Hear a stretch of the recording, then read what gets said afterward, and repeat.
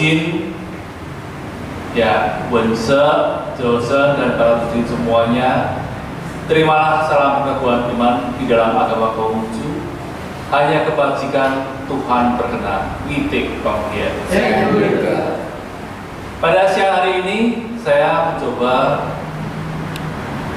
membahas suatu makalah atau topik yang tidak kalah menarik di dalam kehidupan kita sehari-hari. Kita tahu bahwa kitab Sesru, warisan daripada Nabi kita,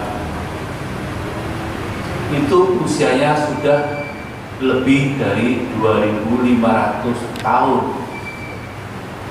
dan mengalami banyak sekali perubahan. Perubahan-perubahan itu terjadi setiap saat, dan pada akhir-akhir ini perubahan itu begitu cepat sekali. Para Tujin tentu tahu adanya perkembangan daripada teknologi gadget atau handphone lah, kita katakan handphone. Apakah handphone itu baik buat kita? Baik, berkembang, maju. Apakah handphone juga bisa merusak kita? Benar, bisa, kalau disalahgunakan. Nah, perubahan itu berjalan dengan cepat sekali. Tapi penggunanya, kitanya, siap enggak untuk menjalani atau mengalami suatu perubahan-perubahan tersebut? Ya, mau tidak mau, suka tidak suka, kita harus turut serta berubah, mengikuti perkembangannya, mengikuti zamannya. Karena apa? Di dalam kitab suci yang kita miliki ini, yang kita pelajari ini, kita baca setiap saat, di situ pun juga tertulis adanya suatu perubahan-perubahan. Yang tidak berubah, Nabi bersabda, yang tidak berubah itu hanya satu, yaitu kebajikan. Dua, orang yang bodoh. Sedangkan kita di antaranya pasti harus melakukan suatu perubahan. Ternyata dalam perkembangannya kita semakin kemari semakin dipaksakan untuk berubah, dan berubahnya lebih cepat lagi. Siapa yang berubah itu? COVID-19. Jadi diawali dengan kita itu mengerti tentang handphone, kemajuan-kemajuannya, sehingga membuat kita itu harus berubah. Di antara sekian banyak, ada yang sudah mengerjakan, sudah melampaui, tapi banyak juga yang masih belum, yang masih tertinggal. Kita tahu Grab, Gojek, atau Shopee, atau apa, semua memanfaatkan handphone. Mereka lebih maju, lebih unggul. Sedangkan yang sehari-hari, yang masih bersekufu dengan kegiatan sehari-hari, jualan ini itu, lama-lama akan tergerus.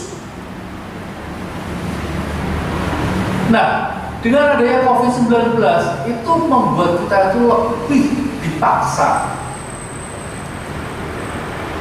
Kita mungkin mempunyai anak, ya, hampir semuanya mempunyai anak yang masih usia sekolah. Ya. Emang anak sekolah boleh bawa handphone? Nggak boleh. Mungkin kita aja pernah kerja di suatu tempat usaha. Emang boleh nggak pada saat kita bekerja bawa handphone? Nggak boleh, mengganggu. Tapi dengan adanya COVID-19, perubahan itu ada. Anak tidak boleh sekolah, tapi belajarnya pakai handphone di rumah. Pekerjaan yang di tempat usaha itu menjadi berkurang. Dikerjakan sebagian itu dikerjakan di rumah, work from home katanya, bekerja di rumah pakai handphone.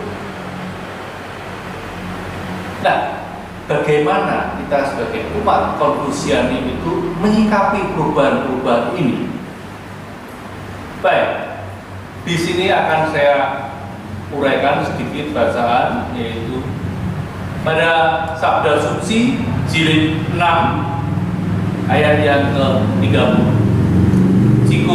Cikong bertanya, bila ada seorang yang benar-benar dapat memberi berlimpah-limpah kesejahteraan kepada rakyat dan menolong kesemuanya, bagaimanakah ia? Dapatkah ia dinamai seorang yang berperi cinta kasih? Nabi menjawab, itu bukan hanya perbuatan yang berperi cinta kasih, bahkan seorang nabilah dia. Dalam hal ini, bahkan Raja Yao dan Sun masih merasa khawatir belum dapat menjalankannya. Terus yang ketiga, seorang yang berperi cinta kasih ingin dapat tegak, maka berusaha agar orang lain pun tegak. Ia ingin maju, maka berusaha agar orang lain pun maju. Yang dapat memperlakukan orang lain dengan contoh yang dekat diri sendiri sudah cukup untuk dinamai seorang yang berperi cinta kasih. Nah, para kecil yang terkasih, dari saya kecil hingga dewasa sekarang, itu pelajaran baku yang saya terima, yaitu yang pertama adalah cinta kasih. Di dalam agama Konghucu demikian, berbakti dan budi pekerti.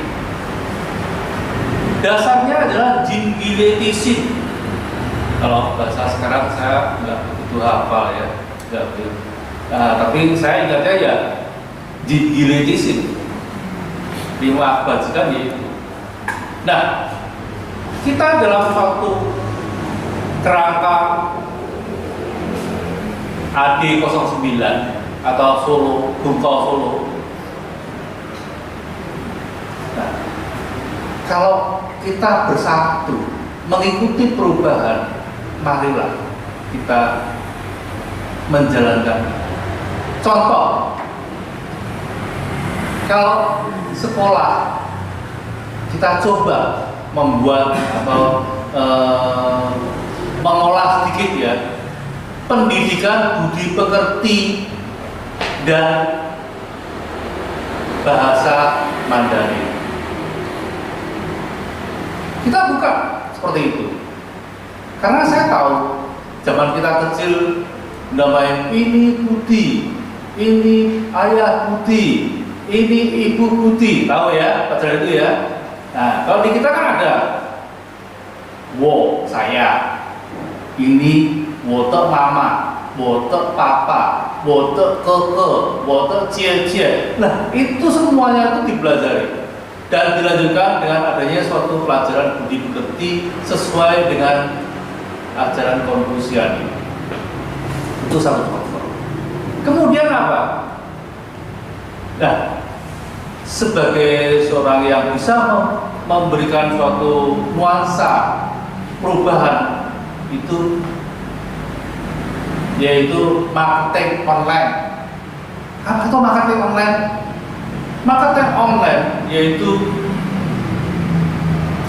kita bentuk suatu tim marketing yang mana kita tahu